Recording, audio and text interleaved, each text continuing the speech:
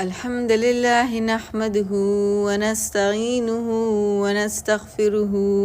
ونؤمن به ونتوكل عليه ونعوذ بالله من شرور أنفسنا ومن سيئات أعمالنا من يهده الله فلا مضل له ومن يضلل الله فلا هادي له وأشهد أن لا إله إلا الله وحده لا شريك له وأشهد أن محمدا عبده ورسوله اللهم رب اشرح لي صدري ويسر لي أمري واحلل عقدة من لساني يفقه قولي أما بعد فأعوذ بالله من الشيطان الرجيم بسم الله الرحمن الرحيم سورة الدخان آية نمبر 1 حاميم والكتاب المبين إنا أنزلناه في ليلة مباركة إنا كنا منذرين. حامیم دا حروف مقطعات تی والکتاب المبین اور قسم دے پا کتاب چکم واضح دے. انا بیشک منگا انزلناہو نازل کردے دے دا قرآن فی لیلت مبارک پیو برکت والا شپے کے. انا کننا منذرین بیشک منگا وارننگز ورکولو والا اور خبردار کولو والیو. سورہ الدخان اور سورہ زخرف مخ کی صورت چې مونږ کوم ووینو دا یو جوړه ده، دا یو پیر دی. په دې کې ابتدایي آیتونه ډېر سیملر ان سینس چې یو د قرآن د نزول ذکر دی. په سورہ زخرف کې ویل کېږي چې د کم ځای نه قرآن راغلی دی، یعنی د الکتاب نه. آیه نمبر 4 وَإِنَّهُ فِي الکتاب لدینا لعلی حکیم. دا په سورة الزخرف کې د قرآن هغه ځای ښودلی کېږي چې قرآن راغلی د کوم ځای نه دی، د الکتاب نه دی. او بیا په سورة دخان کې ویل کېږي چې په کومه شپه راغلی دی. په یو صورت کې دی چې د کوم ځای نه قرآن راغلی د الکتاب نه، او په بل صورت کې په دې په جوړه کې دی چې په کومه شپه راغلی دی او څنګه راغلی دی. دا یو بیوټیفل پیر دی د قرآن د دې دو صورتونو، سورة الزخرف او سورة دخان. زخرف وی ډیکوریټیو ګولډ ته، سونې ته چې کوم باندې ډیکوریشن شوي، او دخان ویل کېږي یو لوګي ته، په اسمان کې یو لوګي ته دخان ویل کېږي. حامیم دا حروف مقطعات دي. والکتاب المبین او قسم دی په کتاب باندې چې کم مبین دی، کم واضح دی. This is an oath by the Quran upon the Quran. د قرآن قسم دی په قرآن باندې، والکتاب المبین، اور قسم می دی په کتاب چې کم مبین دی. او دا په سورہ یاسین کې دا سیکوینس دی، یاسین والقرآن الحکیم انک لمن المرسلین. چې کله قرآن قسم خوري په قرآن باندې، نو د هغې نه پس یو ډېر غټ خبره را رواني، یو ډېر غټ دلیل را رواني. یعنی په سورہ یاسین کې چې کله قرآن قسمی په قرآن باندې، یعنی والقرآن الحکیم، زما دی قسمی په قرآن باندې چې کم حکمت والے دی. او ورپسې څه آیت دی؟ انک لمن المرسلین، چې بیشک ته رالیږلی شوی رسول. دا سورہ یاسین کې دی. سورہ دخان کې سیم سیکوینس دی، د قرآن قسم دی په قرآن باندې، والکتاب المبین، او ورپسې څه ویل کېږي؟ انا انزلناه فی لیلة مبارکة. بیشک مونږ نازل کړی دی دا قرآن، هو قرآن طرف ته اشاره ده، مونږ نازل کړی دی دا قرآن فی لیله په شپه کې، مبارک چې کم مبارک ته. مبارک وی خیر کثیر ته. مبارک I have explained many times but Quran repeats, the speaker repeats. او زه غواړم چې تاسو نه ایر نشي، so I'm going to repeat چې مبارک مطلب دی چې د یو شي نه ډېر زیات خیر راوځي. to produce more good than expected، چې څونه ته توقع کې د هغې نه زیات خیر راوځي، د هغې نه زیات برکت راوځي. بل مبارک مطلب دا هر هغه شی چې کم ځان زیاتی، په هر سینس کې هغه ځان زیاتی. هر قسم خیر چې کېږي نو هغه زیاتېږي. یعنی قرآن په یو لفظ ویلو باندې 10 نیکیانې راځي. دا خیر کثیر دی. یو لفظ باندې یو نیکی پکار وه، خو نه، دا خیر کثیر په یو لفظ باندې 10 نیکیانې دي. دغسې بیا د ترجمه سره ویل هغه نورم زیات شو، بیا تفسیر سره ویل هغه نورم زیات شو، بیا حفظ کول هغه نورم زیات شو. نو خیر کثیر چې کوم هر لحاظ سره ځان زیاتی خو بیا د دې څخه چې کوم خیر او برکتونه ستا په زندګۍ کې راځي نو هغه ملټیپلای ستا سوچ نه زیات بل برکه مطلب دی چې پتا کې هغه خیر د دننه نه روباسي چې کوم تا ته خپله پته نه وه چې تا کې دننه دا شته یو کوالټي یو صفت چې کوم مونږ ته خپله پته نه چې دا په مونږ کې شته قرآن د وجې هغه خیر زمونږ د دننه نه رابهر شي You know, it has such effects on you چې یو ښه کوالټي پتا کې ډورمنټ دننه پرته ده بالکل اوده او قرآن د وجې هغه اوده صفت د ستا نه بهر راوځي او د هغې نه تا ته هم فایده او خلکو ته هم فایده نو this is مبارک د قرآن په یو داسې شپه کې نازل شوی دی چې کم خیر کثیر شپه وه د برکتونو ډکه شپه وه بٹ انا کنا منذرین او ورسره الله تعالی وی بېشک مونږه منذرین ډېر زیات وارننګز ورکولو والا یو خبردار کولو والا یو د الله تعالی ذات چې کوم دی هغه ارحم الراحمین دی الله د دې لایق نه دی چې مونږ د الله نه صرف ویریږو بلکې الله د دې لایق دی چې مونږ د الله سره ډېر زیات محبت وکړو د محبت اظهار وکړو بل دا آیتونه چې په کوم وخت کې را روان دي نو هغه وخت کې هر ګناه عام شوی وه د الله تعالی نافرمانی په حد په پیک رسېدلی وه نو اوپننګ آیتونه د دې صورت څه دي چې انا کنا منذرین قرآن په یو داسې شپه کې راځي او دا وارننګس چې الله تعالی ورکوي نو دا یو ډېر پاورفل وارننګ دی د الله او په یو ډېر پاورفل ټایم کې راځي انا کنا منذرین دا د لیلة القدر د شپې ذکر کیږي لیلة مبارک قرآن په کومه شپه نازل شوی د رمضان آخري عشره یعنی لیلة القدر هغې کې دا نازل شوی بل a lot of people دا کوېشن کوي چې قرآن خو په نبي علیه السلام باندې په څومره کلونه کې نازل شوی و په 23 years کې دا څنګه په یو د شب قدر خو یو شپه دا څنګه په هغې کې نازل شوی نو دوه لفظونه دي یو دی انزال او یو دی تنزیل او انزال کې فرق دی انزال وایي چې یو شی په یو شاٹ کې نازل شي پورا چې څونه دی په یو ځل هغه نازل شي هغې ته څه وایي انزال تنزیل څه ته وایي تنزیل مطلب دی چې یو شی رو نازلیږي هغې کې لږ ټایم لګي قرآن په لوح محفوظ کې الله تعالی لیکلی دی د لوح محفوظ نه په اووم اسمان کې اولنې اسمان ته په یو شپه کې نازل شوی او هغې دپاره کم لفظ استعمالیږي انزال د اووم اسمان نه اولنې اسمان ته په یو شپه کې راغلی انزال او بیا د اولنې اسمان نه په نبي علیه السلام باندې په 23 years کې رو نازل کېدو نو هغې ته وایي تنزیل او دا په یو شپه کې چې نازل شوی د اووم اسمان نه د اولنې اسمان ته نو دې ته دا په کومه شپه کې شوی و لیلة مبارک نو شب قدر ته لیلة مبارک ویل کېږي په دې کې کنفیوژن دی چې داسې دی نو د رجب او د شعبان په میاشت کې هغې ته په 15 شعبان یو شپه ده هغې طرف ته اشاره ده چې کم بالکل د دې هیڅ ثبوت نشته د دې هیڅ اوتنټیک حدیث نشته چې دا هغې ته شعبان طرف ته اشاره کوي this is the month of رمضان لیلة مبارک دا اکه د رمضان د آخري عشرې هغه شپې ته وایي شب قدر ته ویلی کېږي دا بل څه شپې طرف ته اشاره نه ده نو انا انزلناه فی لیلة مبارک بېشک مونږ نازل کړی دی دا قرآن په لیلة مبارک کې انا کنا منذرین بېشک مونږه یرولو والا یو وارننګز ورکولو والا یو فیها په دې شپې کې یفرقو فیصله به کېږي کل امر د هر یوې معاملې د هر یو امر حکیمن د حکمت سره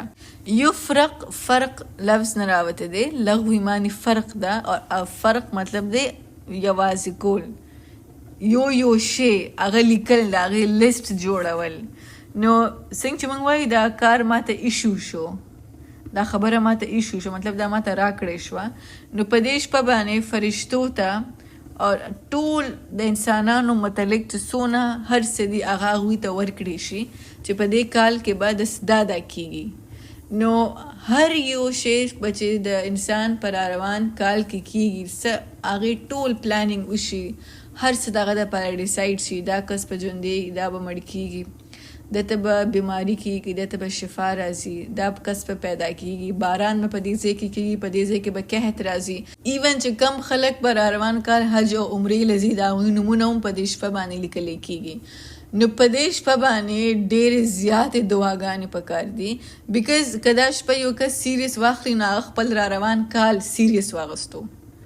او که دا شپه څوک سیریس وانخلي نو هغه خپل را روان کال نه ډېر زیات بېغمه دی سره بیا هر څه کیدی شي نو الله تعالی یو دعا دپاره یو ځای پرېښی دی زموږ په تقدیر کې چې دا دعا به دا کوي او د دعا د وجې به د را روان کال کې فیصلې بدلیدی شي نو دا یو ډېر عقلمند او انټیلیجنټ کس چې کوم دی هغه به د رمضان د آخري 10 شپې نه ضایع کوي او ډېر زیات دعا له به ټایم ورکوي بیکاز په دې کې د انسان د را روان کال پوره پلانینګ کیږي یفرقو ایوری ایشو کل امر هر یو کار سره یعنی ستا په زندګۍ کې وړه نه وړه غټه نه غټه خبره هغه پلان شي هغه ولیکلی شي ستا رزق ولیکلی شي everything is written ستا صحت ولیکلی شي او بیا چې کوم هم فیصله کېږي نو حکیم ای کې ډېر زیات حکمت دی که ته په بات کې پوهېږي او که ته په نه پوهېږي که ته د الله تعالی په ډیسیژن باندې کوېشچن کې سوال کې او که نه کې ایٹ دی اینڈ آف د ډے په هغې کې ستا دپاره خیر دی او ډېر حکمت دی په هغې کې لانګ ټرم په هغې کې ستا دپاره ډېر حکمت دی د الله په لاس کې بیدک الخیر صرف خیر دی د الله په لاس کې خیر دی نو ویری تھاټفلی دا شپه تېرول پکار دی بیکاز زمونږ د را روان کال ټولې فیصلې په دې کې کېږي یفرقو فیها په دې شپې کې یفرقو فیصله به کېږي کلو د هر یو امر د هر یو معاملې حکیمن د حکمت سره او یا د حکمت والو نه د حکمت الله د ذات نه به دا فیصلې کېږي امرن طے شده احکام به ای طے شده فیصلې به ای من عندنا د زمونږ نه زمونږ د سایډ نه به تاسو ته طے شده امر راځي مطلب ستاسو دپاره لیکلی شوي دي هر څه انا بېشک مونږه انا کنا مرسلین بېشک مونږه رالیږلي دي رسولان اور ټوله کې لوی رحمت ته الله تعالی په دې شپه باندې څه چې قرآن یې نازل کړی په ټول بني نو انسانیت باندې الله تعالی دومره لوی رحم کړی چې الله قرآن نازل کړی رحمتا من ربک رحمت ته ستا د ربنا انه هو السمیع العلیم بېشک هغه ډېر اورېدو واله دی په دې شپه دعاګانې الله تعالی ډېرې زیاتې اوري الله هره شپه دعا اوري په هر ځای کې دعا اوري زمونږ الله تعالی ته رسېدل هغه انتهایي اسان دي مونږ اني ټایم اني ویر په هر حالت کې مونږ الله تعالی سره خبرې کولی شو الله نه دعا کولی شو بټ بیا څه ناڅه داسې مو کوي چې کم بونس وي کم کې یو شي 10 times زیات شي نو دس نایټ از دیٹ نایټ چې څه دی هغه ته الله ته ووایه الله سره ډسکس کړه څنګه ممکن خپل مور پلار سره دا تاسې دا خبره ډسکس کوم هغه خبره ډسکس کوم یس رایټ خپل مور پلار سره مشورې پکار دي فیملی سره خویندرونو سره فرینډ سره کلوز فرینډ سره بټ د هغوی ټولو نه مخکې الله سره ډسکس کوئ انه هو السمیع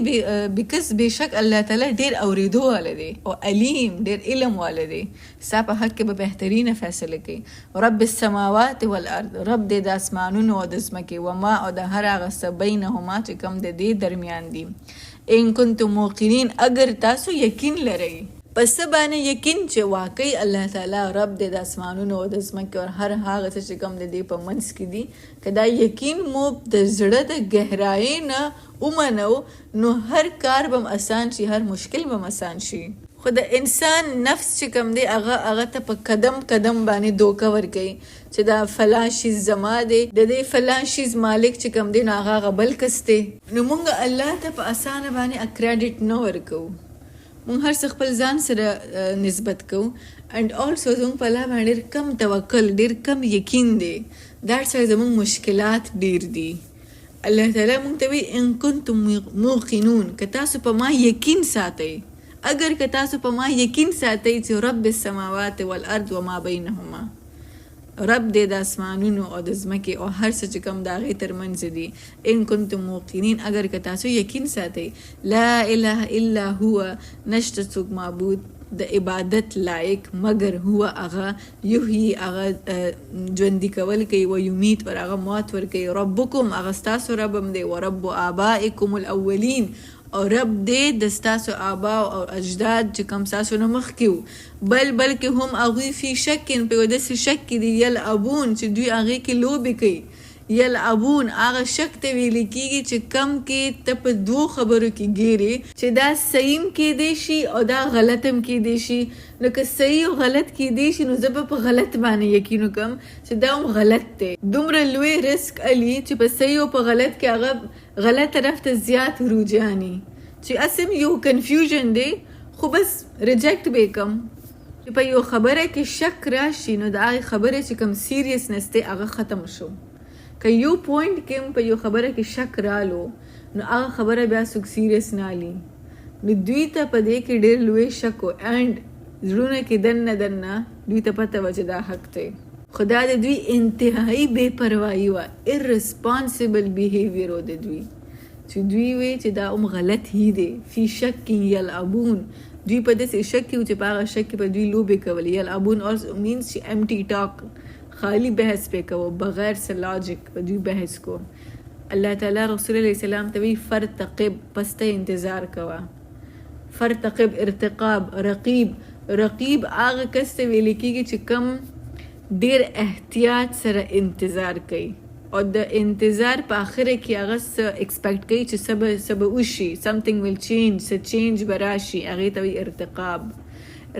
هغې ته ویل کېږي چې کله مونږ څه الیکشن راواني یا څه گیم راواني او مونږ بار راځو الیکشن کې ګورو څونه ووټس زیات شو څونه کم شو. گیم کې چې دی کې مونږ سکور ګورو څونه وکټس لاړل څونه پاتې دي بار راځو مونږ ګورو بار راځو. ته وی ارتقاب چې ته بار یو شی ګورې و چک کې. الله تعالی رسول الله سلام ته وی ته انتظار وکړه یوم د یو داسې ورځ تأتي السماء او چې رابشي اسمان باندې بدخان یو دوه. دخان وی سور اور ډارک قسم یو سموک ته ویل کېږي، دوه ته ویل کېږي. مبین چې کوم ډېر ظاهري کوم ډېر واضحي. په دې آیات کې د مفسرینو په درمیان ډېر شدید اختلاف دی. دا اختلاف د صحابه کرامو په دور کې او حضرت علی رضی الله تعالی عنہ، ابن عمر، ابن عباس رضی الله تعالی عنہ او حسن بصری رضی الله تعالی رحمت الله علی د هغوی په رای باندې دا دوه چې کوم دا د قیامت د نمودار کېدو والا دوه ده. بیکاز د نبی علیہ السلام حدیث د قیامت په باره کې چې د قیامت نه لږ مخکې به په اسمان کې یو دوه راځي اور هغه دوه ته دخان ویل کېږي. نو د دې اپوزیټ یو رای چې کوم ده هغه د حضرت عبدالله بن مسعود رضی الله تعالی عنہ ده او د دې رای سره زما پرسنلی ډېر رجحان دی. والله عالم، الله ته زیات پته ده. بٹ حضرت عبدالله بن مسعود رضی الله تعالی عنہ د ډېر شدت سره دا رای ورکړې ده چې د نبی علیہ السلام د نبوت په اولنې دور کې چې کوم اولنی یرزو نو په هغې کې په مکه کې یو ډېر سخت قحط راغلی و او چونکې مکه یو داسې ځای ده چې کوم کې شینوالی نشته، هر طرف ته یو میدان او یو صحرا وه او ډېر طویل مدت تک په مکه کې باران هم نو شوی. یو قحط سالی راغلی وه او د دې قحط د وجې په فضا کې چې څونه ګرد او سموک دی هغه راجمع شوی او د هغې نه به داسې لګېدو چې په دې اسمان کې یو لوګی راخور دی، په دې ټول فضا باندې یو لوګی راخور دی. نو دوی به چې کله اسمان ته بره کتل نو اسمان به د سره لیدې نه شو. نو حضرت عبدالله بن مسعود he personally thought چې دا د هغې دخان طرف ته هی اشاره وه او د هغې بیا یو کانفرنس چې کوم د هغه په دې رای باندې دی نو هغه مخکې آیتونه نه هم پته لګي چې واقعي کې د هغه په دې اوپینین باندې دونه کانفرنس و نو مخکې آیتونه نه هم کلیر شي چې واقعي کې دا دخان چې کوم دی نو دا د هغې دوه طرف ته اشاره ده چې کوم قحط سالی راغلی وه. اور هغه فردر د دې په ایکسپلینیشن کې سکالرز دا هم لیکلی دي چې دغسې په فرعون باندې د موسی علیه السلام په دور کې په فرعون باندې د عذاب د غټ عذاب نه مخکې په هغه باندې واړه عذابونه راغلي وو. د هغې نه پس هغه عذابونه د هغه نه لر کړي شوي وو، بیا هغه نافرماني کړې وه او بیا الله تعالی هغه ډوب کو. نو فرتقب الله تعالی رسول الله سلام ته پس ته انتظار کوه یوم په هغه ورځ پورې تأتي السماء او چې رابشي اسمان ته بدخان یو دوه مبین ظاهر، یعنی په دې اهل مکه باندې به قحط راځي، قحط سالی به په دوی باندې راځي اور دوی به بیا خود به خود ستا طرف ته رجوع کوي صلی الله علیه وسلم چې زمونږ دپاره دعا وکړه دا مصیبت زمونږ نه لر کړه. یخش الناس او دا چې کوم دعا ده یخش الناس نو دا به خور شي په خلکو باندې هذا دا به عذاب علیم انتهائی دردناک مطلب چې په اسمان کې مسلسل دونه سخت لوګي ای د صحت سونه خرابيږي د خوراک اسم نه د اوبو څښلو اسم نه او الټا مسلسل ټوخه او زکام او یو ډیر میزریبل سټیټ ربنا اکشف ان العذاب ای زمونږ رب تلرکا اکشف لرکا انا زمونږ العذاب دا عذاب انا بشک مونږه مؤمنون مونږه ایمان راوړو دا خلک په بیا دک کوي چې زمونږ دا عذاب لرکا اوس مونږ یقین کوو مونږ په تا باندې راوړو ایمان ان لهم الذکر اور چرته دی لهم الذکر د دوی د پاره نصیحت وقد او تحقیق جاءهم راغله دی دوی ته رسول یو رسول مبین ډیر واضح ثم بیا تولو دوی مخواړو انهو دا غنا وقالو او دوی اوه معلمون چې خودلې شوی دی دته مجنون یا دا دیوانه دی ان بشک مونږه کاشف العذاب مونږ لرکو دا عذاب د دوی نه قلیلا د لږ وخت پورې حضرت عبدالله بن مسعود د دې آیت ته ډېر کانفیډنټلی دا اوپینین ورکړی چې دا د مکې هغه 61 سالي طرف ته اشاره ده بیکاز د قیامت عذاب چې یو ځل راشي هغه بیا نه واپس کیږي خو د دنیاوي عذاب چې کوم دی هغه واپس کیدی شي نو دا دا د دوی نه واپس شوی وه خو د هغې نه پس هم دوی بیا نافرماني کړې وه